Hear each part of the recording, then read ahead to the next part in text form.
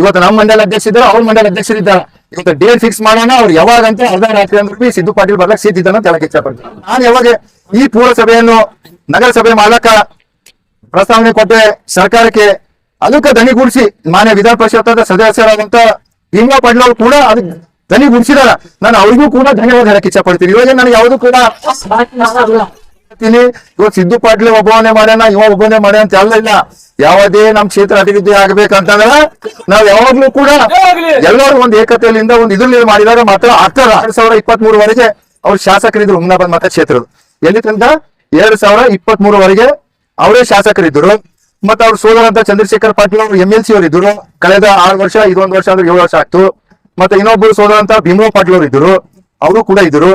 ಆದ್ರೆ ನಾನು ಯಾವಾಗ ಪ್ರಸ್ತಾವನೆ ಕೊಟ್ಟೆ ಸರ್ಕಾರಕ್ಕೆ ಮತ್ತೆ ಸಚಿವರಿಗೆ, ಅದಕ್ಕಿಂತ ಮೊದಲ ಇವ್ರು ನತ್ತಾಗ ಬಂದಿಲ್ಲ ಏನ್ ಕೊಡ್ಬೇಕು ಹುಮ್ನಾಬಾದ್ಕ ಪುರಸಭೆಯಿಂದ ನಗರಸಭೆ ಮಾಡ್ಬೇಕಂತ. ಯಾಕಂದ್ರೆ ಮುಗಿತವಾಗ ಅವ್ರಿಗೆ ಬುದ್ಧಿ. ಕಾರ್ಯಕರ್ತರು ಸೇರಿ ಬಹಳ ವರ್ಷಗಳಿಂದ ಹುಮ್ನಾಬಾದ್ ಪಟ್ಟಣದ ಮಹಾಜನತೆ ಒಂದು ಕನಸಿತ್ತು. ಹುಮ್ನಾಬಾದ್ ಪಟ್ಟಣದಲ್ಲಿ ಇರುವ ಪುರಸಭೆಯನ್ನು CMC ಮಾಡ್ಬೇಕಂತ ಬಹಳ ದಿನ ಜನರ ಕನಸು ಈಡೇರಿದ್ದಿಲ್ಲ. ಇವತ್ತು 2023 ಒಂದು ಸಾರ್ವತ್ರಿಕ ಚುನಾವಣೆಯಲ್ಲಿ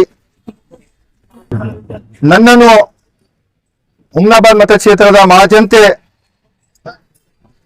ಆಶೀರ್ವಾದ ಮಾಡಿ ಒಂದು ಸೇವೆ ಮಾಡಲು ನಾನು ಅವಕಾಶ ಮಾಡಿಕೊಟ್ಟಿದ್ದ ಕ್ಷೇತ್ರದ ಮಹಾಜನತೆ, ಅದೇ ಅನುಗುಣವಾಗಿ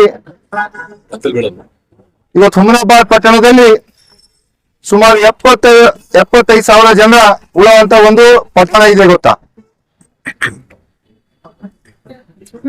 ಆ ಒಂದು ವಿಷಯವನ್ನು ತಗೊಂಡು ನಾನು ಏನು ಡಿಸೆಂಬರ್ನಲ್ಲಿ ಚಳಿಗಾಲದ ಅಧಿವೇಶನ ಬೆಳಗಾವಿನಲ್ಲಿ ನಡೆದಿತ್ತು. ಆ ಒಂದು ಸಮಯದಲ್ಲಿ ನಮ್ಮವರೇ, ನಮ್ಮ ಜಿಲ್ಲೆಯವರೇ ಆದಂತ ಪೌರಾಡಳಿತ ಸಚಿವರಾದಂತಹ ಸನ್ಮಾನ್ಯ ಶ್ರೀ ರಹೀಂ ಖಾನ್ ಹತ್ರ ಹೋಗಿ ನಾನು ಒಂದು ಮನವಿ ಪತ್ರ ಕೊಟ್ಟೆ ಅವರಿಗೆ. ಅದೇನಂತಂದ್ರೆ, ಸರ್ ತಾವು ನಮ್ಮ ಜಿಲ್ಲೆಯವರೇ ಇದ್ರಿ, ಇವತ್ತು ನಮ್ಮ ಭಾಗ್ಯ ಇದೆ, ಅದರಂತೆ ಏನ್ ನಮ್ಮ ಹುಮ್ನಾಬಾದ್ ಪಟ್ಟಣ ಇದೆ, ಇವತ್ತಲ್ಲಿ ಪುರಸಭೆ ಇದೆ, ಆ ಪುರಸಭೆಯನ್ನು ನಾವು ಮೇಲ್ದರ್ಜಿಸಿ ಅದಕ್ಕ ಸಿಟಿ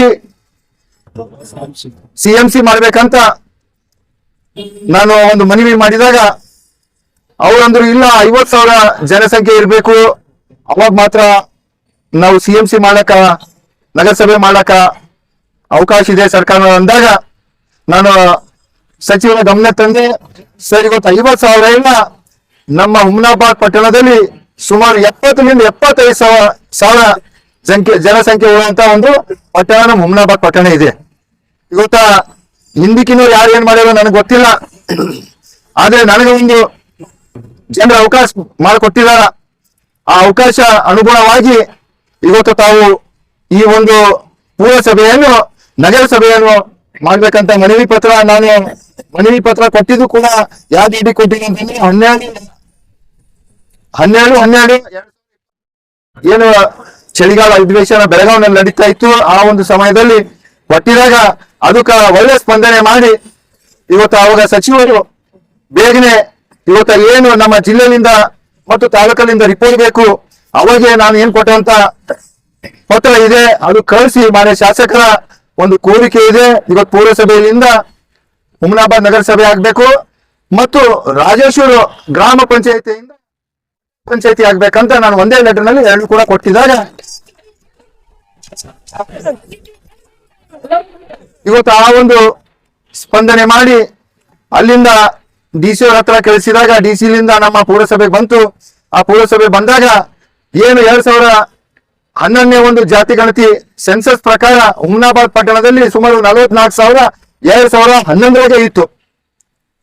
2011 44,000 ಜನಸಂಖ್ಯೆ ಹುಮ್ನಾಬಾದ್ ಪಟ್ಟಣದಲ್ಲಿ ಇತ್ತು. ಈಗಿನ ಒಂದು ಇದು ತಗೊಂಡ್ರೆ ನಮ್ಮ ಹುಮ್ನಾಬಾದ್ TMC ಒಂದು ಜನಗಣತಿ ಕೊಟ್ಟಿನ ಮೇಲೆ ಸುಮಾರು 65 ರಿಂದ 70,000 ಜನಗಣತಿ ನಮ್ಮ ಹುಮ್ನಾಬಾದ್ ಪಟ್ಟಣದಿದ್ದಾಗ ರಿಪೋರ್ಟ್ ಕೊಟ್ಟಿದ್ರು. ಅದಕ್ಕೆ ನಾನು ಫಾಲೋ ಅಪ್ ಮಾಡ್ತಾ ಇದ್ದೆ. ನಾನು ಸುಮ್ಮನೆ ಲೆಟರ್ ಕೊಟ್ಟು ಸುಮ್ಮನೆ ಕೊಡ್ತಾ ಇದ್ದಿಲ್ಲ.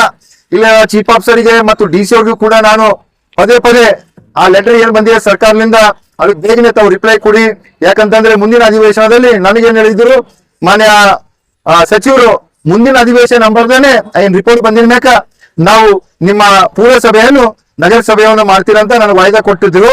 ಅದರಂತೆ ಏನು ನಿನ್ನೆ ನಡೆದಂತ ಕ್ಯಾಬಿನೆಟ್ ಒಂದು ಸಭೆಯಲ್ಲಿ ನನಗೆ ಮೊನ್ನೆ ರಾತ್ರಿನೇ ಗೊತ್ತಾಗಿತ್ತು. ಕ್ಯಾಬಿನೆಟ್ ಒಂದು ಇದರಲ್ಲಿ ನಮ್ಮ ಹುಮನಾಬಾದ್, ಸಿಂದಗಿ ಮತ್ತು ನಮ್ಮ ಇದ್ರದ್ದು ನಮ್ದು ಆತ್ಮೀಯ ಅಂತ ಸೌದತ್ತಿ, ಈ ಮೂರುಗಳನ್ನು ಪುರಸಭೆಯಿಂದ ನಗರಸಭೆ ಮಾಡ್ಬೇಕಂತ ಪ್ರಸ್ತಾವನೆ ಗೊತ್ತಾ ಆ ಕ್ಯಾಬಿನೆಟ್ ನಲ್ಲಿ ಇಟ್ಟಿದಾರ ಅಂತ ಅಂದಾಗ ಬಹಳ ಖುಷಿ ಆಗ್ತು. ನಾನು ಮೊದಲೇ ಹೇಳೋರಂದೆ ಒಂದ್ ಇಬ್ಬರು ಮುಗರಿಗೆ ಅಂದೆ. ಇವತ್ತು ಹುಮನಾಬಾದ್ ಅವರಿಗೆ ಬಹಳ ಖುಷಿಯಾದಂತ ಮಾತಿದೆ. ಸಾಯಂಕಾಲವರೆಗೆ ಒಂದ್ ಒಳ್ಳೆ ಸುದ್ದಿ ಬರ್ತಾವಂತ ಬಹಳ ಜನರಿಗೆ ಹೇಳಿದೆ. ಅದರಂತೆ ಇವತ್ತು ಸಚಿವ ಒಂದು ಸಂಪುಟದಲ್ಲಿ ಇವತ್ತು ಅನುಮೋದನೆ ಮಾಡಿ ಇವತ್ತು ಪುರಸಭೆಯಿಂದ ನಗರಸಭೆಗೆ ಪ್ರಸ್ತಾವ ಕೊಟ್ಟಂತ ನಮ್ಮ ಪೌರಾಡಳಿತ ಸಚಿವರಾದಂತ ರಹೀಂ ಖಾನ್ ಅವರಿಗೆ ಮತ್ತೆ ಅವರಿಗೆ ಯಾವಾಗ್ಲೂ ಕೂಡ ನಮ್ಮ ಉಸ್ತುವಾರಿ ಸಚಿವರಾದಂತ ಈಶ್ವರ್ ಖಂಡ್ರೆ ಅವರು ಕೂಡ ಪ್ರಯತ್ನದಿಂದ ಇವತ್ತ ಈ ಒಂದು ಹುಮನಾಬಾದ್ ಪುರಸಭೆಯನ್ನು ಇವತ್ತ ನಮ್ಮ ನಗರಸಭೆಯನ್ನ ಮಾಡಿದಂತ ಇವರೆಲ್ಲರಿಗೂ ಕೂಡ ನಾನು ಹುಮನಾಬಾದ್ ಮತ ಕ್ಷೇತ್ರದ ಶಾಸಕನಾಗಿ ಅವರಿಗೆ ಅಭಿನಂದನೆ, ಧನ್ಯವಾದ ಹೇಳಕ್ಕೆ ಇಚ್ಛೆ ಪಡ್ತೀನಿ. ಇವತ್ತ ನಿನ್ನೆ ಏನು ಈ ಪುರಸಭೆಯಿಂದ ನಗರಸಭೆ ಕ್ಯಾಬಿನೆಟ್ ನಲ್ಲಿ ಅಪ್ರೂವಲ್ ಆಗಿ ಹೊರ ಬಂದ ಮೇಲೆ ನಾನು ನಮ್ಮ ಉಸ್ತುವಾರಿ ಸಚಿವರಾದಂತಹ ಈಶ್ವರ್ ಖಂಡ್ರೆ ಅವರಿಗೆ ಮತ್ತು ಪೌರಾಡಳಿತ ಸಚಿವರಾದಂತಹ ಸನ್ಮಾನ್ಯ ಶ್ರೀ ರಹೀಂ ಖಾನ್ ಅವರು ಇಬ್ಬರು ಮನೆಯಲ್ಲಿ ಹೋಗಿ ಅವರಿಗೆ ನಾನು ಧನ್ಯವಾದ ಹೇಳಿ ಬಂದಿದ್ದೀನಿ. ಯಾಕಂತಂದ್ರೆ ಪಾರ್ಟಿ ಪಕ್ಷ ಯಾವುದೇ ಇರಲಿ, ಇವತ್ತು ನಮಗ್ ಬೇಕಾಗಿದ್ದು ಡೆವಲಪ್ಮೆಂಟ್ ಬೇಕು. ಇವತ್ತ ಡೆವಲಪ್ಮೆಂಟ್ ಬೇಕಂತ ಇವತ್ತು ಅವರೆಲ್ಲರೂ ಕೂಡ ನಮಗೆ ಸಹಕರಿಸಿದಾರ ಅಂತ ನಾನು ಪರ್ಸನಲ್ ಆಗಿ ಅವ್ರ ಮನೆಗೆ ಹೋಗಿ ಇವತ್ತೇನು ನಮ್ಮ ಪುರಸಭೆಯನ್ನು ತಾವು ನಗರಸಭೆ ಮಾಡಿದ್ರಿ ಅದಕ್ಕೆ ನಾನು ಧನ್ಯವಾದ ಹೇಳ್ತೀನಿ. ಇನ್ನೊಂದು ಅವ್ರಿಗೆ ಹೇಳಿದೆ, ಸರ್ ಇನ್ನೊಂದು ಪ್ರಪೋಸಲ್ ನಾವು ಕೊಟ್ಟಿದ್ದು ಇವತ್ತ ದೊಡ್ಡ ಪಟ್ಟಣ ಇದೆ ನಮ್ಮ ರಾಜೇಶ್ವರಿ ಯಾಕ ತಾವು ಇದು ಮಾಡಿಲ್ಲ ಇದೊಂದೇ ಮಾಡ್ರ ಅದನ್ನು ಕೂಡ ನಾನು ಬೇಗನೆ ಮಾಡ್ಕೊಡ್ತೀನಿ ಅಂತ ಆಶ್ವಾಸನೆ ಕೊಟ್ಟಿದ್ದಾರೆ. ಅದರಂತೆ ಇವತ್ತು ನಾವೆಲ್ಲರೂ ಕೂಡ ಹುಮನಾಬಾದ್ ಜನರ ಪರವಾಗಿ ಕೂಡ ಅವರಿಗೆ ಅಭಿನಂದನೆ ಸಲ್ಲಿಸೋಣ. ಮತ್ತು ನಿನ್ನೆ ಏನು ನೋಡೇ ನಾನು ಕೂಡ ಒಂದು ಮೀಡಿಯಾ ಮುಖಾಂತರ ಕೆಲವು ಜನರು ಕಾಂಗ್ರೆಸ್ದವರು ಇವತ್ತು ನಮ್ಮ ಒಂದು ಪ್ರಯತ್ನದಿಂದ ಮಾಡಿದಾರಂತ ಇವತ್ತು ಹೇಳ್ಕೊಂಡು ಜಂಬ ಕೊಚ್ಕೋತಾ ಇದ್ರು. ನಾನು ಅವ್ರಿಗೆ ಒಂದೇ ಪ್ರಶ್ನೆ ಕೇಳಕ್ ಇಚ್ಛೆ ಪಡ್ತೀನಿ. ಮಾಜಿ ಶಾಸಕರಂತ ರಾಜಶೇಖರ್ ಪಾಟೀಲ್ ಅವರು ತಮಗ್ ಗೊತ್ತಿದ್ದ ಹಾಗೆ 2023ವರೆಗೆ ಅವ್ರು ಶಾಸಕರಿದ್ರು ಹುಮನಾಬಾದ್ ಮತಕ್ಷೇತ್ರದ. ಎಲ್ಲಿ ತನಕ 2023ವರೆಗೆ ಅವರೇ ಶಾಸಕರಿದ್ರು. ಮತ್ತೆ ಅವ್ರು ಸೋದರಂತ ಚಂದ್ರಶೇಖರ್ ಪಾಟೀಲ್ ಅವರು MLC ಅವರು ಇದ್ರು. ಕಳೆದ 6 ವರ್ಷ, ಇದೊಂದು ವರ್ಷ ಅಂದ್ರೆ 7 ವರ್ಷ ಆಗ್ತು. ಮತ್ತೆ ಇನ್ನೊಬ್ಬರು ಸೋದರಂತ ಭೀಮರಾವ್ ಪಾಟೀಲ್ ಅವರು ಇದ್ರು, ಅವರು ಕೂಡ ಇದ್ರು. ಆದ್ರೆ ನಾನು ಯಾವಾಗ ಪ್ರಸ್ತಾವನೆ ಕೊಟ್ಟೆ ಸರ್ಕಾರಕ್ಕೆ ಮತ್ತೆ ಸಚಿವರಿಗೆ, ಅದಕ್ಕಿಂತ ಮೊದಲ ಇವ್ರು ನತ್ಯಾಗ ಬಂದಿಲ್ಲ ಏನ್ ಕೊಡ್ಬೇಕು ಹುಮನಾಬಾದ್ಕ ಪುರಸಭೆಯಿಂದ ನಗರಸಭೆ ಮಾಡ್ಬೇಕಂತ ಯಾಕಂದ್ರೆ ಮುಗಿತಾವಾಗ ಅವ್ರಿಗೆ ಬುದ್ಧಿ ನಾನು ಕೇಳಕ್ ಇಚ್ಛೆ ಪಡ್ತೀನಿ. ಗೊತ್ತವ್ರಿಗೆ ಅವ್ರಿಗೆ ಹುಮನಾಬಾದ್ನಾಗ ಅಷ್ಟು ಪ್ರೇಮ ಇರ್ತಿತ್ತು ಅಂತಂದ್ರ ಅವರು ಕೂಡ ಸಚಿವರಾಗಿ ಕಾರ್ಯನಿರ್ವಹಿಸಿದಾರ. ಅವರು ಕೂಡ ತಾವು ನೋಡ್ಬೋದು 50,000ರಿಂದ ಮೇಲ್ಗಡೆ ಇತ್ತು ನಮ್ ಪಾಪ್ಯುಲೇಷನ್. ಮತ್ ಅವಾಗ ಅವ್ರಿಗೆ ನತ್ಯಾಗ ಬಂದಿಲ್ಲ ಹುಮನಾಬಾದ್ ಪುರಸಭೆಗ ನಗರಸಭೆ ಮಾಡ್ಬೇಕಂತ. ಇವತ್ತು ಹೇಳ್ಕೊತಾರೆ ಏನೇ ಇರ್ಲಿ, ಇವತ್ತೊಂದು ಸಂತೋಷದ ವಿಷಯ ಇದೆ. ಅವು ಇನ್ನ ಮುಂದಿನ ದಿನಗಳಲ್ಲಿ ಅದ್ರ ಬಗ್ಗೆ ನಾನು ವಿಸ್ತಾರವಾಗಿ ತಮ್ಮ ಮಾಹಿತಿ ಬಿ ಕೊಡ್ತೀನಿ, ತಕ್ಕ ಉತ್ತರ ಕೊಡ್ತೀನಿ. ಇವತ್ತು ಯಾಕಂತಂದ್ರೆ ಎಲ್ಲರ ಕಾರ್ಯ ಇದೆ ಗೊತ್ತಾ, ನಗರಸಭೆ ಆಗ್ಬೇಕಂತಂದ್ರೆ ಬಹಳಷ್ಟು ಹೋರಾಟಗಳು ಕೂಡ ಮಾಡ್ತಾರ.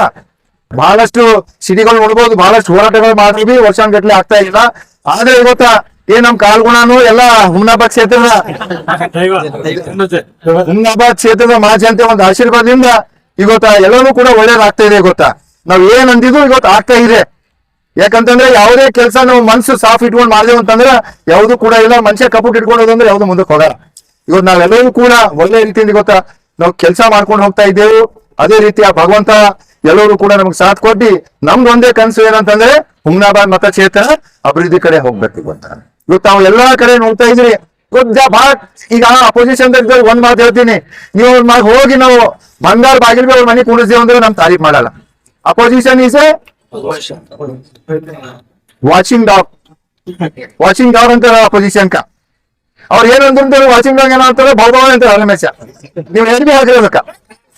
ಅದಕ್ಕಾಗಿ ಗೊತ್ತಾ, ಯಾರು ಕೂಡ ಕಿವಿಗೆಡ್ಸ್ಕೊಳಕ್ ಹೋಗಿ ಸಿದ್ದು ಪಾಟೀಲ್ ಒಂದೇ ಏನು ಅಂತಂದ್ರೆ ಹುಮ್ನಾಬಾದ್ ಮತಕ್ಷೇತ್ರ ಎಲ್ಲ ಸಮಾಜದ ಧರ್ಮದ ಜನರಿಗೆ ಮುನ್ನಡೆಸ್ಕೊಂಡು ಹೋಗಿ ಹುಮ್ನಾಬಾದ್ ಮತಕ್ಷೇತ್ರ ಅಭಿವೃದ್ಧಿ ಕಡೆ ಸಾಗಬೇಕು, ಎಲ್ಲರೂ ಕೂಡ ಒಳ್ಳೇದಾಗ್ಬೇಕು ಅಂತ ನಾನು ಇವತ್ತು ಹೇಳಿ ಮುಗಿಸ್ತಾ ಮೊದಲ ಪ್ರೆಸ್ ಮೀಟ್ ಮಾಡಿ ಏನಂತ 2 ವರ್ಷ ಹೋಗಿದಾಗಿ ಏನ್ ಅವರ ನೋಡಿದೆ. ನಾವು ನಮ್ಮ ಮಂಡಲ ಅಧ್ಯಕ್ಷರು ಹೇಳಿದ್ರು, ಇವತ್ತು ನಾವು ಕೂಡ ಸಿದ್ದಿದ್ದೆವು, ನಾವು ಯಾವುದು ಹಿಂದಕ್ಕೆ ಜಗಬೇಕಂತ ಇದು ಇಲ್ಲ. ಇವತ್ತೇನ್ ಹೇಳಿದೆವು, ಅಂತ ಹೇಳಿದೆವು. ಇವತ್ತು ನಮ್ಮ ಮಂಡಲ ಅಧ್ಯಕ್ಷ ಇದ್ದಾರೆ, ಅವ್ರ ಮಂಡಲ ಅಧ್ಯಕ್ಷರಿದ್ದಾರೆ. ಇವತ್ತು ಡೇಟ್ ಫಿಕ್ಸ್ ಮಾಡೋಣ, ಅವ್ರು ಯಾವಾಗ ಅಂತ ಅರ್ಧ ರಾತ್ರಿ ಅಂದ್ರೆ ಬಿ ಸಿದ್ದು ಪಾಟೀಲ್ ಬರ್ಲಕ್ ಸಿದ್ದಿದ್ದಾನ ಅಂತ ಹೇಳಕ್ ಇಚ್ಛೆ ಪಡ್ತೀನಿ. ಇವತ್ತು ನಂದು ಕಾರ್ಯಕಲ್ಪದಾಗ ನಂದು 2 ವರ್ಷ 3 ತಿಂಗಳು ಓದಿದಾಗ ನಾನೇನು ಇವತ್ತು ಡೆವಲಪ್ಮೆಂಟ್ ಮಾಡ್ತಾ ಇದ್ದೀನಿ. ಅವರು ಸುಮಾರು ಏನು 16 ವರ್ಷ ಶಾಸಕರಿದ್ದರು, ಮತ್ತೆ 2 MLC ಈಗ ಇವ್ರು 3 ಕಲ್ತಿ ಹುಮ್ನಾಬಾದ್ ಮತಕ್ಷೇತ್ರದ ಮಾಡಿರೋ ತೋರಿಸ್ಲಿ, ಸ್ವಾಗತ ಇದೆ, ಅದ್ರನ್ನಾಗ ಏನೂ ಇಲ್ಲ. ನಾನು ಇನ್ನೊಂದು ಇಚ್ಛೆ ಪಡ್ಲಿಕ್ಕೆ ಕೇಳ್ತೀನಿ, ನಾನು ಯಾವಾಗ ಈ ಪೂರಸಭೆಯನ್ನು ನಗರಸಭೆ ಮಾಡಕ ಪ್ರಸ್ತಾವನೆ ಕೊಟ್ಟೆ ಸರ್ಕಾರಕ್ಕೆ, ಅದಕ್ಕೆ ದನಿಗೂಡಿಸಿ ಮಾನ್ಯ ವಿಧಾನ ಪರಿಷತ್ ಸದಸ್ಯರಾದಂತ ಭೀಮಾ ಪಾಟೀಲ್ ಅವರು ಕೂಡ ಅದಕ್ಕೆ ದನಿಗೂಡಿಸಿದಾರ. ನಾನು ಅವ್ರಿಗೂ ಕೂಡ ಧನ್ಯವಾದ ಹೇಳಕ್ ಇಚ್ಛೆ ಪಡ್ತೀನಿ. ಇವಾಗ ನನಗೆ ಯಾವುದು ಕೂಡ ರಾಜಕೀಯ ಮಾಡಕ್ಕಿಲ್ಲ. ಅವರು ಕೂಡ ಇವತ್ತು ಸರ್ಕಾರದಾಗ ಒತ್ತಾಯ ಇರ್ಲಕ್ಕ ಭೀಮಾ ಪಾಟೀಲ್ ಬಿ ಕೂಡ ಶ್ರಮ ವಹಿಸಿದಾರ. ನಾನು ಯಾವಾಗ್ಲೂ ಪದೇ ಒಂದೇ ಹೇಳ್ತೀನಿ, ಇವತ್ತು ಸಿದ್ದು ಪಾಟೀಲ್ ಒಬ್ಬನೇ ಮಾಡ್ಯಾನ, ಒಬ್ಬನೇ ಮಾಡ್ಯಾನ ಅಂತ ಎಲ್ಲ ಇಲ್ಲ. ಯಾವುದೇ ನಮ್ ಕ್ಷೇತ್ರ ಅಭಿವೃದ್ಧಿ ಆಗ್ಬೇಕಂತಂದ್ರ ನಾವ್ ಯಾವಾಗ್ಲೂ ಕೂಡ ಎಲ್ಲರೂ ಒಂದ್ ಏಕತೆಯಿಂದ ಒಂದ್ ಇದ್ರಲ್ಲಿ ಮಾಡಿದಾಗ ಮಾತ್ರ ಆಗ್ತದ. ಈಗ ಸ್ವಲ್ಪ ಜನ ಇರ್ತಾರ, ಅವ್ರವ್ರಿಗೆ ಅವ್ರವ್ರಿಗೆ ಕೇಳ್ಕೊಂಬದು ಇರ್ತಾರ, ಏನು ಕೂಡ ಇಲ್ಲ. ಇವತ್ತು ನಾ ಭೀಮಾ ಪಾಟೀಲ್ಗೆ ಬಿ ಈ ವೇದಿಕೆ ಮುಖಾಂತರ ಧನ್ಯವಾದ ಹೇಳಕ್ ಇಚ್ಛೆ ಪಡ್ತೀನಿ. ಗ್ರಾಹಕರ ಸ್ಯಾಟಿಸ್ಫ್ಯಾಕ್ಷನ್ ನಲ್ಲಿ ನಂಬರ್ 1 ತೃಪ್ತಿಕರ ದೈಹಿಕವಾದ ಹುಮ್ನಾಬಾದ್ ನ ಎಸ್ವಿ ಟಿವಿಎಸ್ ಶೋರೂಮ್ ನಿಮಗಾಗಿ ತರುತ್ತಿದೆ ಹೊಸ ಮಾಡೆಲ್ಗಳ ಹೊಸ ಬೈಕ್ಗಳು. ಇಲ್ಲಿ ಟಿವಿಎಸ್ ನ ಸ್ಪೇರ್ ಪಾರ್ಟ್ಸ್ ಹಾಗೂ ಸರ್ವಿಸ್ ಕೂಡ ಲಭ್ಯ. ಹಾಗಿದ್ರೆ ತಡೆಯಾಕೆ ಹಿಂದೆ ಭೇಟಿ ನೀಡಿ, ನಾಗಲಕ್ಷ್ಮಿ ದಾಬಾ ಹತ್ತಿರ, ಗುಲ್ಬರ್ಗಾ ರೋಡ್, ಹುಮ್ನಾಬಾದ್. ಹೆಚ್ಚಿನ ಮಾಹಿತಿಗಾಗಿ ಸಂಪರ್ಕಿಸಿ 8494951009. ಪಿಯುಸಿ ಮುಗಿಸಿ ನರ್ಸಿಂಗ್ ಮಾಡಲು ಹಾಗೂ ಫಿಸಿಯೋಥೆರಪಿ ಮಾಡಲು ಇಚ್ಛಿಸುವವರಿಗೆ ಉತ್ತಮ ಅವಕಾಶ. ಹುಮ್ನಾಬಾದ್ನ HKDETಯ Umadevi Patil college of nursing ನಲ್ಲಿ BSc ನರ್ಸಿಂಗ್ ಹಾಗೂ ಡಿಪ್ಲೊಮಾ ನರ್ಸಿಂಗ್ ಕೋರ್ಸ್ ಲಭ್ಯ. ಹಾಗೂ ಭೀಮರಾವ್ ಪಾಟೀಲ್ ಕಾಲೇಜ್ ಆಫ್ ಫಿಸಿಯೋಥೆರಪಿನಲ್ಲಿ BBT ಮತ್ತು MPT ಸ್ನಾತಕೋತ್ತರ ಪದವಿ ಲಭ್ಯವಿದೆ. ಇಲ್ಲಿ ಪ್ರವೇಶ ಪ್ರಾರಂಭವಾಗಿದ್ದು ಉತ್ತಮವಾದ ಕ್ಲಾಸ್ ರೂಮ್, ಅನುಭವವುಳ್ಳ ಅಧ್ಯಾಪಕರಿಂದ ಬೋಧನೆ, ಪ್ರತ್ಯೇಕ ಲ್ಯಾಬ್ಗಳ ವ್ಯವಸ್ಥೆ, ಹೈಟೆಕ್ ಆಸ್ಪತ್ರೆಯೂ ಲಭ್ಯವಿದೆ. ಹಾಗೂ ವಿದ್ಯಾರ್ಥಿಗಳಿಗೆ ಪ್ರತ್ಯೇಕ ಹಾಸ್ಟೆಲ್ ವ್ಯವಸ್ಥೆಯೂ ಲಭ್ಯವಿದೆ. ಹಾಗಿದ್ರೆ ತಡೆಯಾಕೆ ಹಿಂದೆ ಭೇಟಿ ನೀಡಿ. NH65 ರಸ್ತೆ, ವೀರಭದ್ರಗಿರಿ, ಸಿಂದನಕೀರ ಕ್ರಾಸ್, ಹುಮ್ನಾಬಾದ್. ಹೆಚ್ಚಿನ ಮಾಹಿತಿಗಾಗಿ ಸಂಪರ್ಕಿಸಿ ಆಡಳಿತಾಧಿಕಾರಿ ಡಾಕ್ಟರ್ ಸದಾನಂದ ಪತ್ರಿ 9019078988.